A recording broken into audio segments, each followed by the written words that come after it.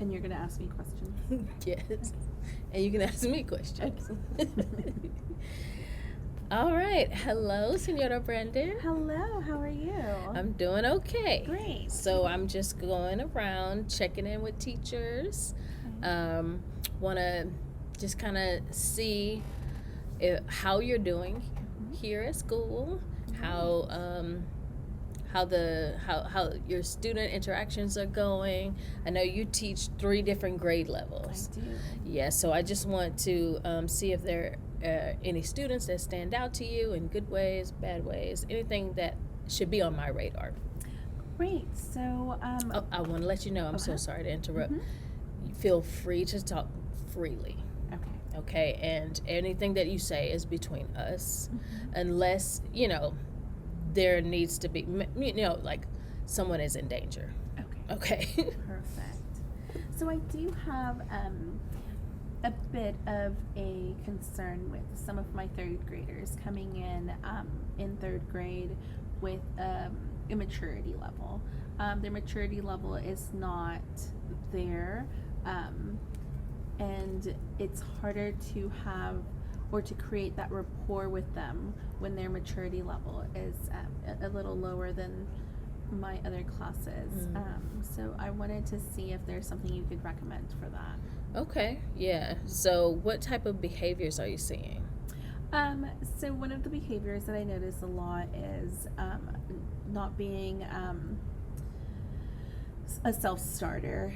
They're constantly needing help even after we've gone over instructions a couple of times and modeled a couple of times. They still are not grasping concepts, or they're having to always come back to me, needing that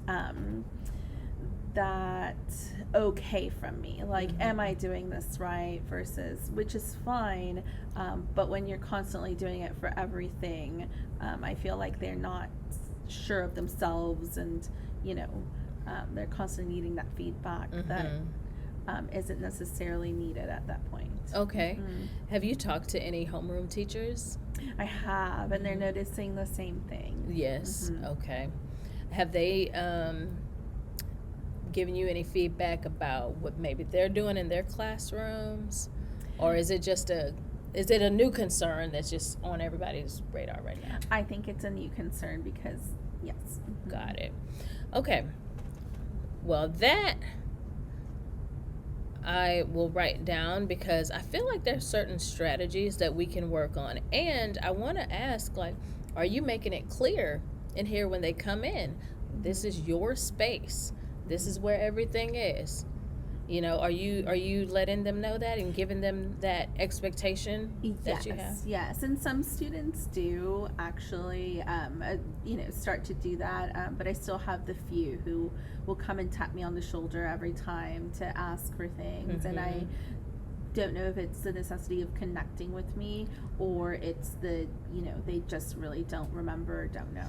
Okay. Yeah. And you might be right on target. They just want to literally just touch you Right. at some point. Okay. Anything else? That was third grade. Are there any more concerns for third grade? Third grade, no, mostly it's the maturity level. Any specific, like, individual students? I do have one student, and she always gets up from her chair for whatever reason, whether she needs to ask a question or she needs to go to the bathroom. Even though we've established the rule of raising her hand or giving me a hand signal, she still continues to get up and tap me on the shoulder for everything and ask me the question. And the problem is, it's during my class time, during my instructional time, when I'm teaching whole class. I'm in the front of the class, and there she comes to the front of the class to tap me on the shoulder to ask me. How do you handle that in the moment? Sometimes I honestly just continue on with my lesson and hope that she understands that the reason I'm not acknowledging her is that we've already established the way that we should be asking questions or asking for things. And does she get it? Sometimes she just stands there. I'm hoping that she gets better throughout the year, but sometimes she literally just stands there until I acknowledge her. Interesting. Yes. Okay. And are the homeroom teachers aware of that behavior? Or yes, I have spoken to the homeroom teacher. Yeah. Anyone else?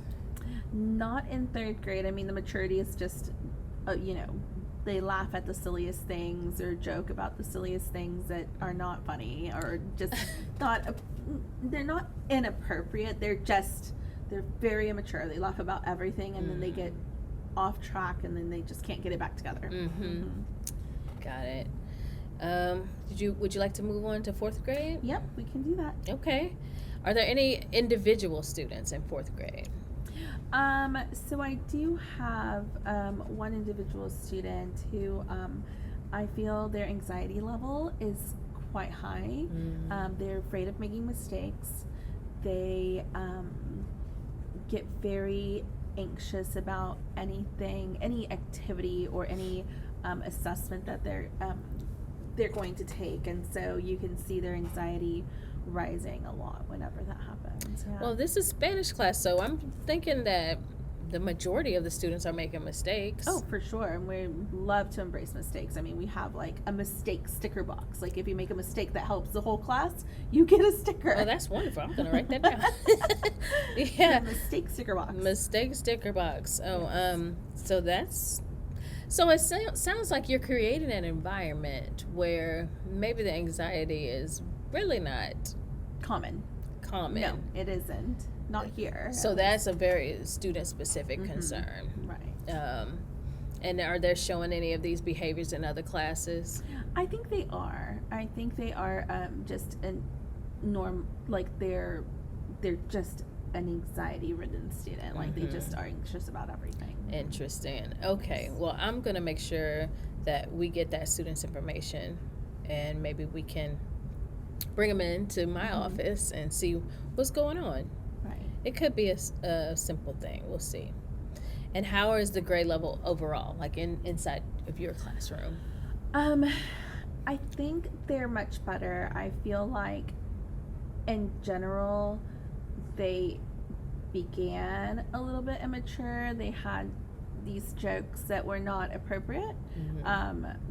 Different than 3rd grade. They're immature, but their jokes are silly and, a little under their age level. Okay. I feel like the opposite is true about 4th grade. Their jokes and their talk is a little not appropriate and almost mean towards each other sometimes. And so it's gotten a lot better, but I feel like the year started out that way. I have heard the same thing. I checked in with the music teacher earlier and he was saying pretty much the same thing. Yeah. He used the words like argumentative. Right. And they were not argumentative in my class, I think, because we have a little bit of a better rapport. But not with me. It was within each other. Okay. Like within the students. They were not kind to each other. So you're feeling like maybe that's the overall culture, unfortunately, of 4th grade, like just kind of unkindness. Right. That's just something we need to focus on with the whole grade level. Yes. And this is not just you. I've heard this from several people. And I feel like it's gotten better. I've seen a couple of glimpses of them being kinder to each other and more together and more, united versus, it's that one person we're going to pick on today or that one group we're not going to, So as we develop our social emotional learning curriculum, it sounds like 3rd grade would really benefit from learning about independence. Yes. Yes. And 4th grade, some kindness and some empathy. Right. Yeah. Okay. I'm just making my notes here. No problem. And now 5th grade. Well, I forgot to ask, are there any students who stand out as uncommon in 4th grade? Meaning like they're pretty kind. They have high empathy quotient. Well, let's see. I can think of a couple of friends. I feel like a couple of friends feel like they're in limbo. Like they're not overly kind, but they're also kind of like the watchers, like the not outsiders because they are, part of the group, but they are not they don't know where to go because they're watching these students, these other peers, be kind, and then these other peers be unkind, and they're kind of like torn because they're all their friends. Interesting. And so, and I can think of one particular young lady who just always, like, when something happens, she just like immediately like stares at me to see what my reaction is, because she doesn't know what to do, because she's torn between So it sounds like you're either kind or unkind. right. And then there's just, like you said, right. And I have one particular student that seems like she, on the surface, she seems very empathetic, but I think under the surface and when not in the view of teachers, she is not kind to others. And so that worries me more than the kids who are unkind in front of teachers, because at least we can directly figure out that behavior and like try and redirect it. Absolutely. So, okay. We'll make sure to get her information. Right. Let's see. And how is 5th grade? Oh, 5th grade. I love my 5th graders. Oh, that's nice. They are starting to show signs of that preteen mentality.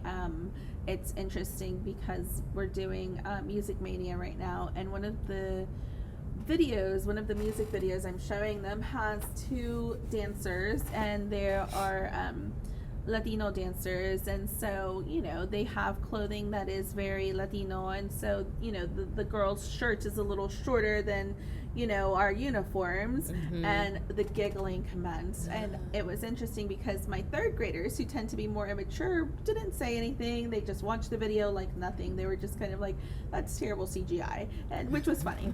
But my 5th graders were giggling over the girl's outfit, and yes, it was quite interesting. And calling the guys hot, which normally I don't let them, but joking as in like, oh, he looks hot, as in the temperature, but then of course they meant it in other ways.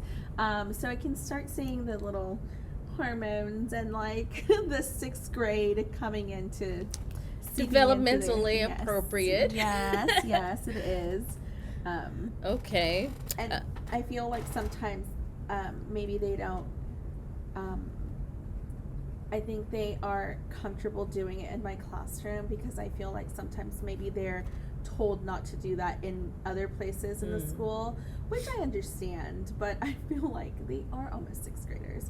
So if they make a comment like, oh, he's hot, I meant like he looks like he's sweating and hot, like let them have that conversation. And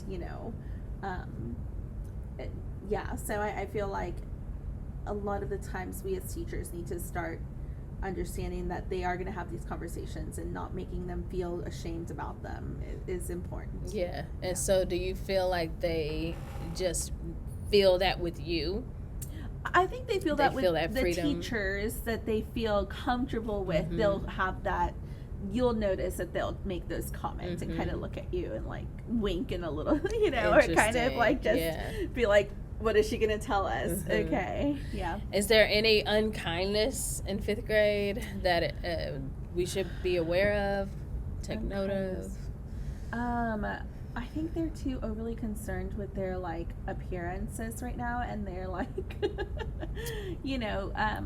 dynamics, like boy-girl dynamic right now is very heightened. Yes. What does that look like? Like, are there crushes or? Oh yeah, definitely. Oh really? Oh yeah, yeah. There are definitely some friends who will sit with other opposite sex of friends, and they all kind of look at them and but joke it's about them, but not it's very anything innocent. Very very innocent.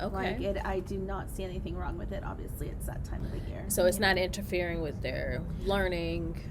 No, it's just the giggling, about it, and the, well, so-and-so wanted so-and-so as a partner for their project because, that sort of thing. Yes. So this place feels like it's welcoming. Oh, I hope so. Yes, it seems like the students, because your 5th graders, you lit up. you know, Yeah. when you started Oh, yeah. talking about them. And so, but you've had them since third I grade. have, So yes, it's third yes. grade, fourth, fifth grade. They've gotten the Right. mistake stickers. Like they Yes, know this is a yes. space to be Right. comfortable, make mistakes. We're learning. You know, we Right. can show our crushes and a little bit of our hormones when maybe Mhm. outside of this space, Yeah. they have to be more. Well, I hope that we're all creating those kinds of environments. I for them. agree. Yeah. I agree. Yeah. And so let's see, fifth grade is, I mean, there's nothing really that we should be concerned about. I could check in with other fifth grade homeroom teachers. I do believe that we've talked about one student in fifth grade who seems to have a little bit of a negative vocabulary usage when he's writing. He seems to talk a lot about killing, or things being dead, or himself being dead, and things like that. So that's a little concerning. Okay, and this is a Yes. student that we've talked about a little bit before. We have, yes, we have talked about him and his anxiety, and a lot of his, he is going to counseling outside of school. So yes, it is someone we've talked about before. Okay, all right. And have we seen any improvement, or are we just kind of maintaining Well, same? I can't say right now because we're not writing. It usually in my classroom shows up in his writing. And so because we haven't done a lot of writing lately, I haven't been able to check up on that. But as far as his spoken vocabulary, it does not really include a lot of that. And this is Spanish class, so Right. he's writing this in Spanish. And what about in like ELA or just homeroom? They are. They are still writing that sort of language in their writing as well. Okay. Apparently, he also speaks about it to other students, but I was not aware of that because in my classroom we don't really have that kind of conversation. Okay, so now, but that's extremely important. Yes. And so that's somebody I need to talk to right away. Yes. Okay. So we're talking maybe are there any threats to hurt himself or anyone? Not in my classroom, but I think that's a concern. That is a concern, but he has not verbalized it, not even written or... No, it usually in my classroom it's about someone or something else dying. Okay. Or getting killed. So but it feels inappropriate and too heavy on the negative. Too many times. Yeah. Okay. Yeah. All right. Thank you so much for telling me about this. And we will definitely get some kind of strategies for third grade. Yes. Kind of build up that their freedom. I mean, at this point in the school year, I feel like they should feel a little more independent. Right. I know there was a kindergarten teacher who would tell her class, ask 3, then me. Yes. Yeah. So if you're looking for a pencil and you've been funny. here since August. Right. It's funny because my other classes will do that. My 4th and 5th graders will do that. They'll say, don't go to Senior Brandon, ask other people before, and this particular class in 3rd grade, I feel also is very, one of the things that all 3rd grader, just throughout my years, I've noticed is that they're very attached to their old teachers, and they're very hard to You mean they're teachers from 2nd grade? Yes. Interesting. Even their specialists from 2nd grade, Okay. or whoever they had, they're just very attached to them.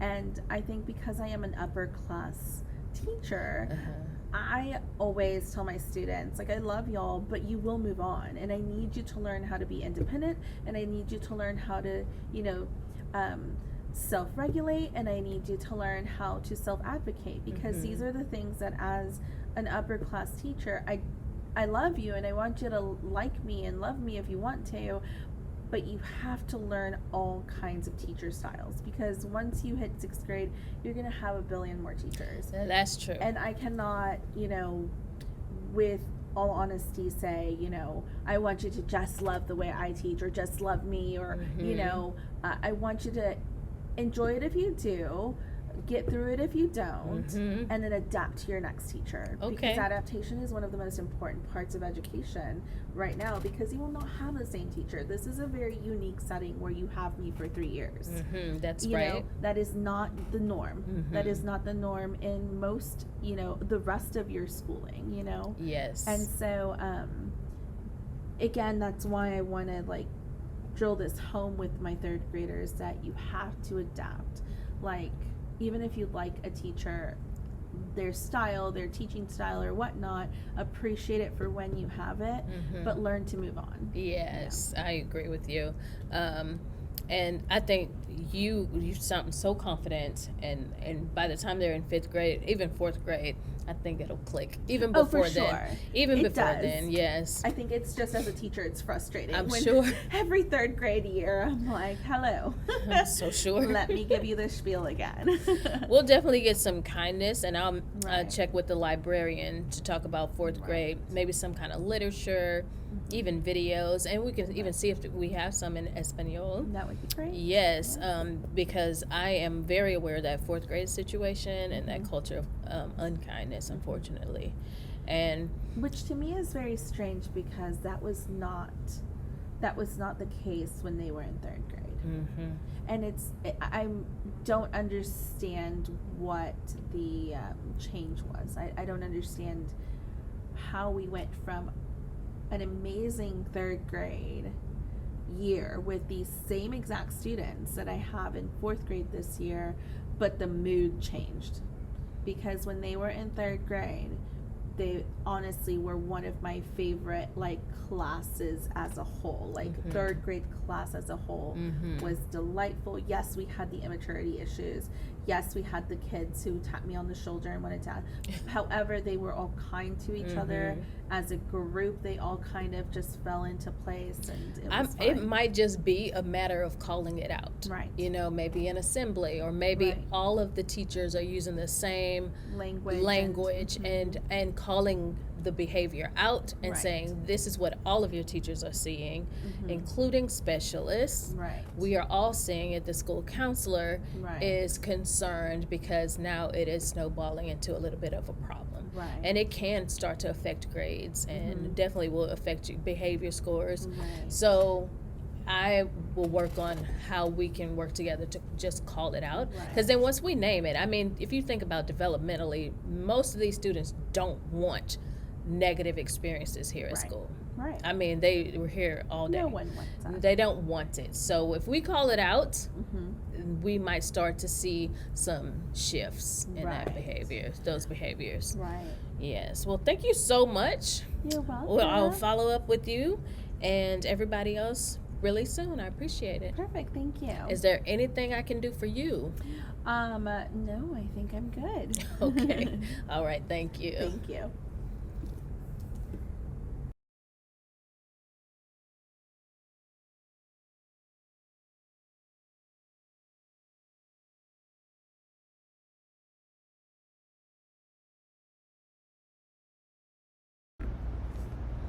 Hello. Hi. Just coming in to check in with you and see how things are going in the art room. Mm-hmm. So you have been here for almost 10 years, and you teach kinder, first and second. Yes. Okay. And a little bit of 4 or 5 activities. Oh, that's right. That's right. So I wanted to check in and see, maybe go through each grade level and see of any student concerns you may have, how we can support students or even support you.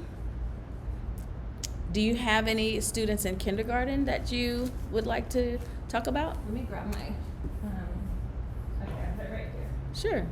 My student list, because my memory doesn't work very well if I'm not looking at things. That makes a lot of sense. It's a lot of students.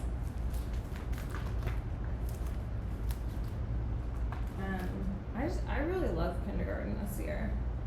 I think they seem less young than the past couple years. With the kids that came in during the COVID years of kindergarten were very they felt very young and very kind of needy, and like they didn't have a lot of the social,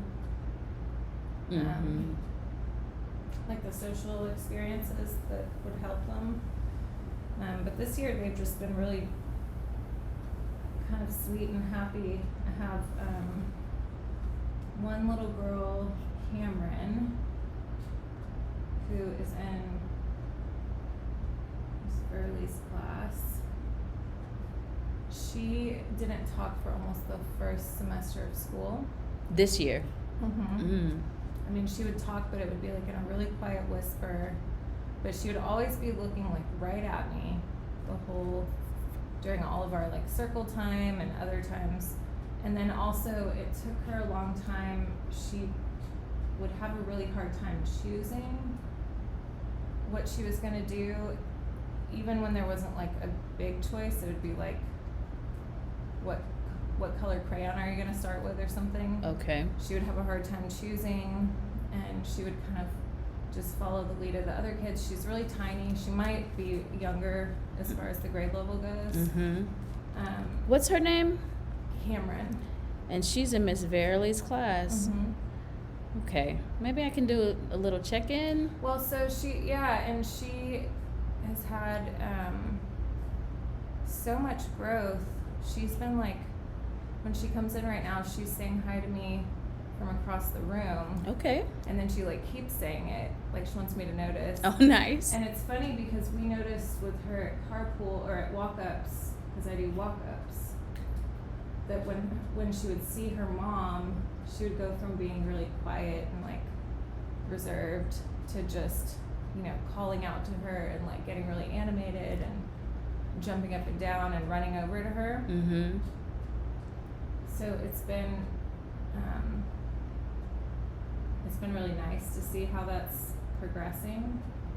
And I'm curious about other classes. Like that would be really interesting for me to know, because I know that she really, really likes art and that she feels connected with me. And so I wonder if that is picking up across the board, or if that, sometimes in particular it can have to do with which setting you're in and what people you're with. I know they love the specials, so it would be nice if we could figure out how to get all the teachers together that teach the same kids and have these conversations. But instead of going straight to Cameron, I think I'll stop in with the teachers and check on her, because I don't want to make it, she may have just been slow to warm to school, big school, period.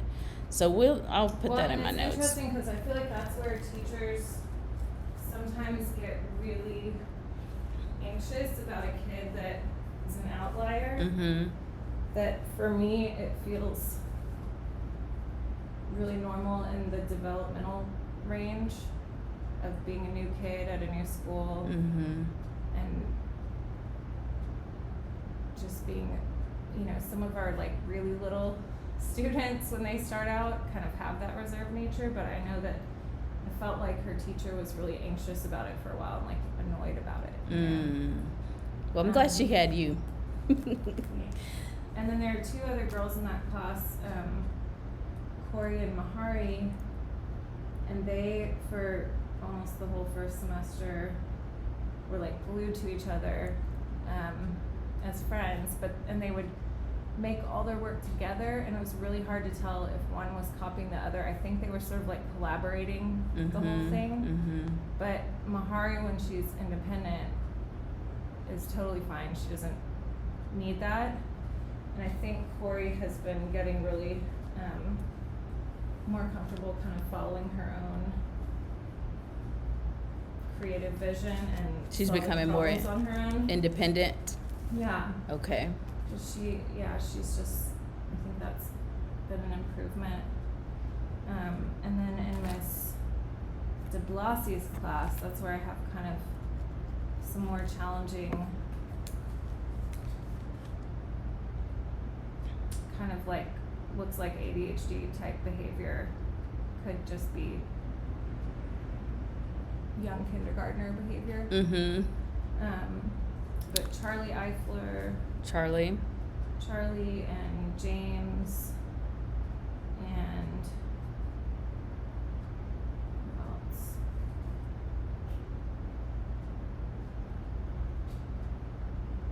Aiden, Michael and Will. Mm-hmm. Yeah, they just, they're so excited. They get really excited about art.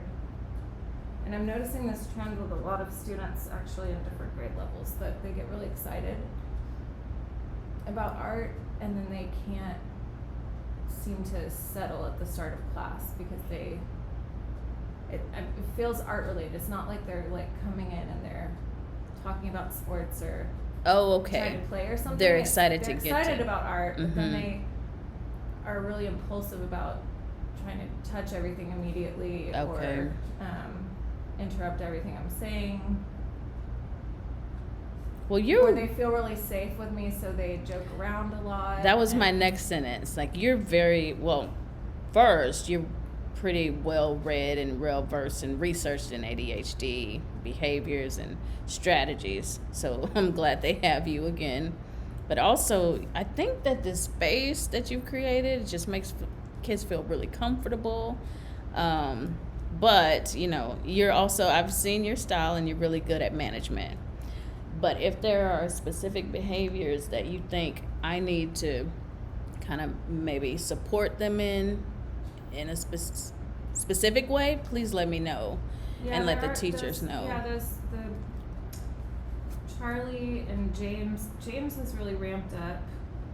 He used to show a lot more self-control, but lately he's been making sounds like chicken sounds. and Okay. things that are just Disruptive. Yeah, that are just overly silly and not on task. And then That's James. Charlie and James kind of ping pong off each other with that, kind of going overboard on being silly. Mhm. So they might need some. Yeah, sometimes I feel like if there was a second person in the room for just the start of class when we're getting Mhm. settled. That's Ms. DeBlasi's class. Mhm. Yes, I'll make a note here to come in and observe Ms. DeBlasi's art class.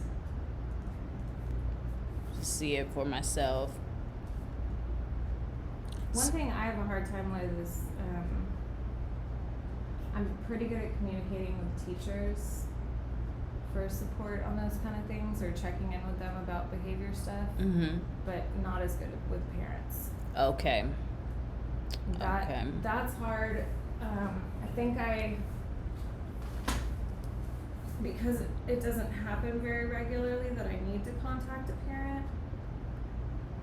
And then a lot of the time, particularly with kindergarten and first grade, they want me to contact the teacher first Mhm. and kind of let them be the liaison for everything. Okay. Then when it becomes like a big issue, So you then do. they want me to potentially be another voice that contacts parents. Mm-hmm. So for me, it's not as common to do it anyway, but sometimes I feel like there might not be enough coaching or feedback or something to certain kids about, like, remember when you go into the art room today, I want you to really, I know you like Miss Gonzalez, and I want you to really show her your best attentive listening. Or That is very important. So that's a note that I'll make to make sure, because I'll observe them in several different spaces and kind of relay that to maybe all the kindergarten teachers when they go to specials. Maybe get that little talk in if they get the chance, or even from special from class to class. Just to, this is kindergarten, so to kind of set them up to be in the next space and know what the expectations are in each space. Thank you for that. That's good to know about. Let's go to first grade. So first grade, these are your kindergartners who were struggling socially. And a new crop of students, because in kinder we get an extra, almost like an extra 20 or so Okay. students come in Mm-hmm. that are sprinkled. Some classes have more, like Mayhew has a pretty significant portion of new kids in first grade. I think that actually worked out well for them. Let's see, I'm just kind of giving a look over my class list. Yeah, I'm definitely seeing some growing maturity with kids that struggled last year, and they're not together in the same class anymore. Last year, I think because we didn't have any information coming in from preschools about social, observations, Mm-hmm. that Miss DeBlasio landed a pretty large group of the boys in particular, and a couple girls that were constantly fighting, arguing, playing off of each other. Mm-hmm. It was a really hard class. Okay. But those kiddos are doing a lot better. Richard is still really, I feel like he has a little ways to go still. Richard? Yeah. That's in the Blues class. Yeah, and he just calls out inappropriate things. He can be really silly. He's easier to work with one-on-one or in a small group, but he's exposed to very grown-up kind Did of you see him, stuff. Kyle? No, I'll come and He's out check. there. Okay. Inappropriate, I think that he is the youngest child with like a significantly, like a brother in his 40s. Oh, okay. That And is significant. He just, I think he feels like a little adult. Like we noticed that a lot, but then not in a like let me be really responsible little adult way. It's more like in a Freedom. yeah. Mm-hmm. Yeah, and right now I've been having him potentially start out class sitting at a table near the circle, and same with Robbie. And Robbie has done really, really well with that. Like he actually, I think he prefers it. Richard and Robbie Mhm. together. Not together, like separately. Oh, separate. I'm sorry. Separate but nearby. Mhm. It's kind of a habit more than a like behavior thing now. I've asked Okay. them to just start off class there. I did Mhm. that also with in Miss Cry's class with Max and Andy. Having the two of them kind of sit at these two tables Okay. and pay attention, and for some reason it seems to be just enough that when they're wiggly, it's not influencing everybody else to, it's not like a contagious wiggliness. Yeah. But they don't seem to feel excluded from the group. They're still participating and like raising their hands and listening. So I've kind of been opening up to being flexible about sometimes having an assigned spot out of the circle Okay. for certain kiddos. So overall for first grade, if we were designing SEL curriculum or like just a couple of lessons, what would you suggest that group could benefit from? Think about that for a second.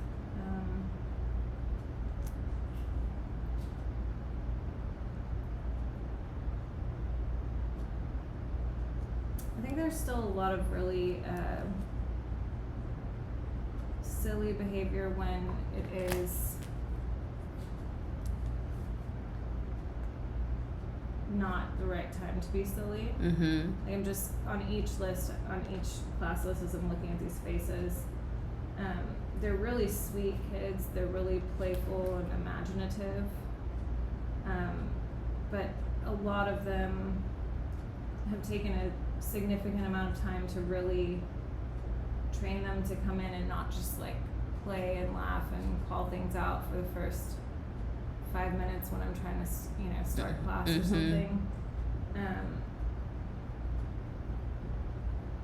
So maybe it sounds like maybe just more instruction about how to be in school, because yeah, and just and settling, kind of knowing the right time for different behaviors. Which can fold into SEL. I mean, just respecting the space you're in, some mindfulness, being present in the space that you're in. Noticing when your friends or your teacher are getting frustrated. Empathy. I feel like they don't. I feel like they don't notice that sometimes. You know, and we really have to talk it out. That just actually, if it's okay, I kind of want to skip to second grade because absolutely there's been some significant in one particular class, the Borden class. I want to say it's a pattern of maybe every second or third class in the rotation that they come to see me, that we end up having like the first 10 minutes of class being sort of SEL related. Yes, that class is on my radar. Situations. Yeah. So one example is that they tend to want to talk about things that are not necessarily grade level appropriate. I think there's some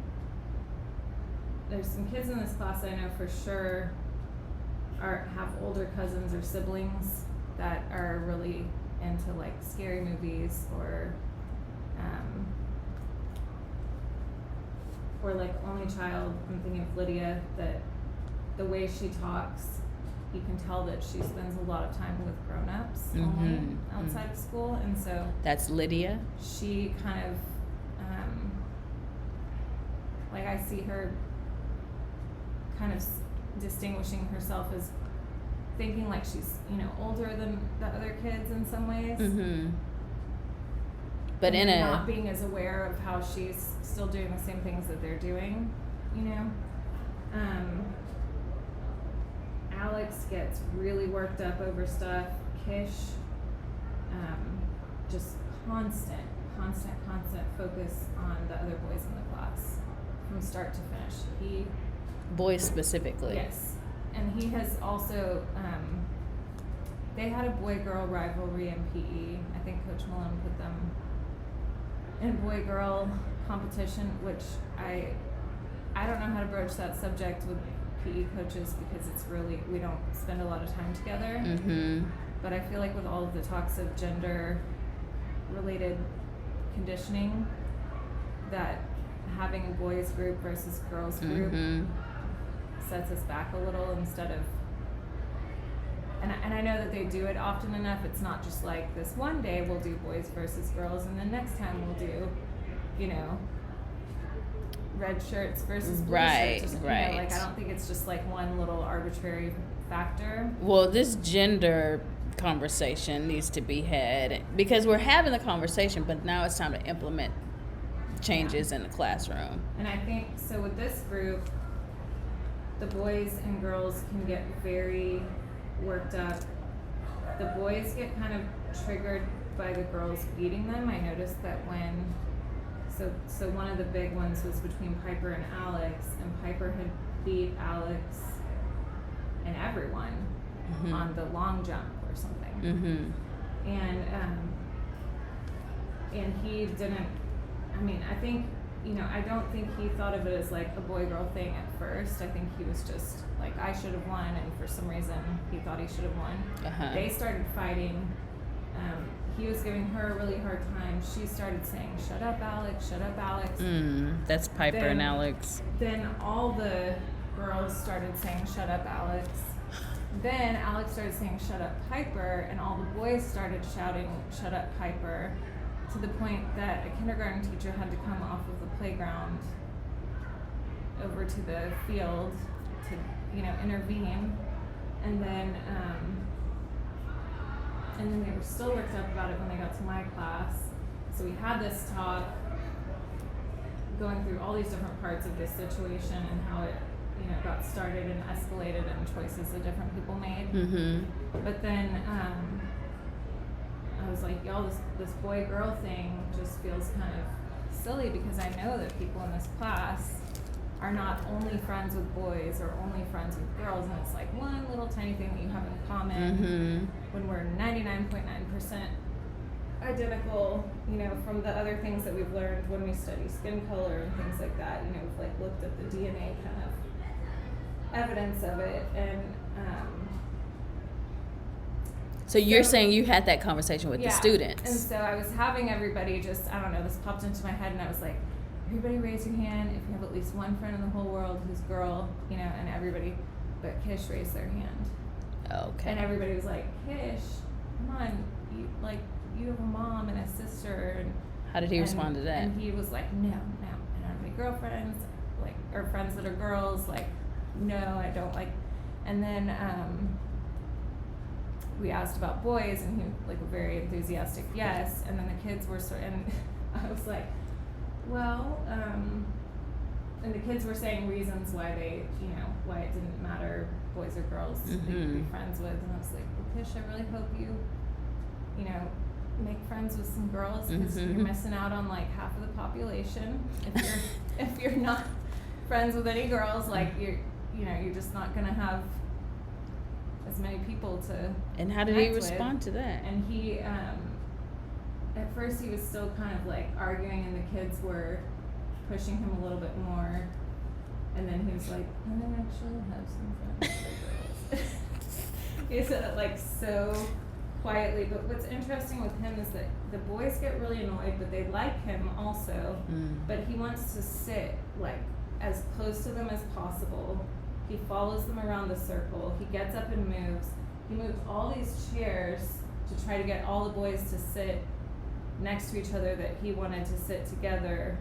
Have you discussed this with Miss Borden? Yes, I've written emails and talked in person, and I think she's really appreciative of the communication.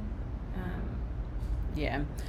It's I'm gonna make sure that I see that class in several spaces and observe. that class even told me that they thought I should be a therapist, because we've had so many life talks at the start of class, and they were like, you're really good at it. And I'm like, that's great, but I feel like we need to do a little more. Well, just from your in sampling of the conversation, it sounds very spot on. And they're really sweet. They're very creative, and they really like talk. I think that the thing with this class is that they really, really like talking about things. So an SEL about what's appropriate first. I want to start there. Because we did also talk about, they had a whole Bloody Mary thing, and Yeah. some kids were freaked out because they thought that the girls all got taken by Bloody Mary Oh in my the goodness. bathroom. Oh And my I was goodness. like, that one was not a discussion. I was like, I'm going to tell you 3 things, and when we're not talking about it at all. And I was like, number one, we know that that's not what happened. We just know that. And they were like, but, and I was like, no, that's your imagination's running wild.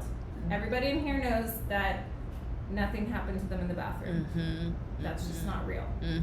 You know? And then I was like, Wow. Number 2, I was like, there are people in this room that are probably feeling uncomfortable right now and can't say it. That kind of stuff makes them feel uneasy or scared or uncomfortable, and they don't want everybody to be talking about this. And school is supposed And to they be don't a safe yes. feeling place. And they don't necessarily, you can't tell who they are by looking at them. Like, they might be somebody who's smiling or like laughing about it. You just have no way of knowing, like 100% no way of knowing who's uncomfortable. And for that reason, we need to remember, you know, Yes. that this is not a topic that everybody enjoys just because maybe you enjoy scary stuff. It's not necessarily, you know, I was like, in my family, we are very open about if something is scary to you, you don't have to finish that movie, or you don't have to keep reading that, because it's like, you don't have to invite that stuff in if you don't want to. Yeah. You know? Yeah. Which is really different than like if you like it and you're trying to like. Do you see Oh, any here's gender something. specific behavior when it comes to that type of thing, the inappropriate conversations? No, it's more the kids that are a little more outspoken. Like, so Lydia, apparently is a practicing witch. Okay. And so she was, telling everyone about her altars and her other things. And when the kids get going on different sort of like religious related beliefs, I try not to just, I try to kind of listen and not interrupt them at first, but then potentially it gets really heated. And Interesting. then she was talking about the spirits that she convenes with and like ghosts and stuff, and that's where I was like, okay. So this is is that a situation little. again where people might be feeling uncomfortable. Yes. Like I'm hearing some of your classmates saying that it makes them uncomfortable. Like. But this is morals, touchy Alex. because that is she's framing it as religion. So that is something Well, I I'm need to. assuming that she's framing it as religion. I don't totally know. Yeah, okay. She told me also that her family celebrated Easter, so I don't really know. Okay. If that's just like something that she likes to talk up, or if that's something that's actually being practiced as a family, or if it's just sort of like a special interest, or like. Okay. Wow. So sorry about that. We froze for a minute, but you were talking about. Probably because we were talking about ghosts. Yeah, the ghosts. Competing with spirits. Yeah, so I think you had asked me if the talking about scary stuff or ghost stories or other things was coming up often, or which students, or and I was saying that, well, I think in second grade in general there is an interest in talking about, or some of them are really, they like to brag about the scary movies that they've watched. Lane talks about like Pennywise. She just brought up to a group of students that about the Winnie the Pooh horror movie, where Winnie the Pooh I is saw like something and I about was that. like, nope, I do not accept that one. We're not even talking about it. Just shut some things down. I was like, it is wrong to take a beloved childhood figure. I was being a little silly about it, but I was like, Lane. And she kept kind of pushing it. I was like, Lane, not everybody is allowed to watch those movies. Not everybody wants those movies. You can talk about those movies to the people that you watch them with.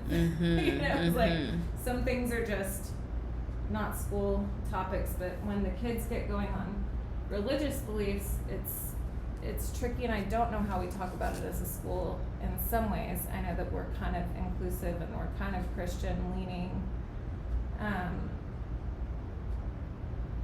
The kids the other day in second grade were debating whether God exists, and some had really strong feelings about atheism and science, and some kids had that sort of like moral, like if you don't believe in God, you're gonna, And then there was the interesting example of Lydia, who was telling everyone that she is a practicing witch, and that she, I think, is Wiccan. I think that's what she was saying.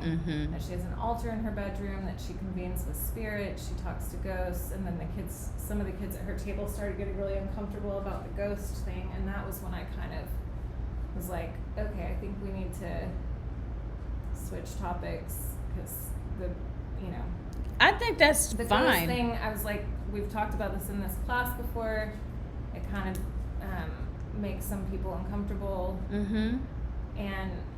But then you had asked me the question too of like, if it's potentially a religious belief, and that is part of a religious practice for her family, which I don't know right now. How do we navigate that? When you get to parts of kids talking about their religious or spiritual beliefs, like how much can they, because when you're hearing the kids over having a conversation, it's really different than when an adult is kind of facilitating the conversation. So sometimes I'm just like, we need to change the subject, and please go talk to your parents about this. Yes, because even if they were talking about prayer in any religion or any aspect of any religion, if it's making people uncomfortable, I think it might be time to stop. And if there's not a safe way to talk about it, because they tend to just kind of yell over each other, and then it becomes like more insulting or more. Yeah. There's room for So that, yeah, some of the second grade groups might be really interested. Well, in that's just knowing presenting how to navigate opportunity. that. I'm so sorry to interrupt. it's okay. Yeah, but that's presenting opportunity for some type of professional development for the adults in the school to know how to talk about these conversations. Because I don't think it's fair to just shut them down, No. right? So And sometimes, I also think it's hard when you're in the middle of a specialist class where we have that very limited amount of time with them mm-hmm, to be like, okay, let's stop and talk about this. Or like how I've had so many 10-minute conversations with that class in particular, even though I know it was really good for them and I'm happy to do it when they need it in the moment, it's Mhm. also like sometimes I want to just be able to say, I'm going to write a note to Miss Wall or to your teacher and let them know that this is a topic of that concern. y'all are interested in. Mhm. You know, like, would that be a good approach? I do you think that would be a great approach because 10 minutes of your 40-minute class It's a lot. several times might just be too much. Mhm. So that we and there can. are some kids that are like definitely like, you're gonna do art, please. I'm sure. And I'm like, yes, I want to. I'm sure. But so that is in my notes because I think it's important that you said this class in particular really wants to talk about things. So if that happens to be a conversation that can be had and facilitated by an adult, not necessarily in your classroom during art time, then we can figure out how to create a space to share, you know, and then how to figure out, you know, empathetic levels of like, oh, are people comfortable with this? Is this okay to say? Is this something I talk about only at home or with people who practice the same thing with me? So yeah, Miss Borden's class. We will figure these things out and work together and see how to support these kiddos. But that is that's an interesting set of concerns. But I'm so glad you're their teacher. And thank you so much for checking in with me. And I will be doing those observations. So when I pop in, just know I have my notes and checking in on those specific kids. Thank you. Thank you. I appreciate you listening.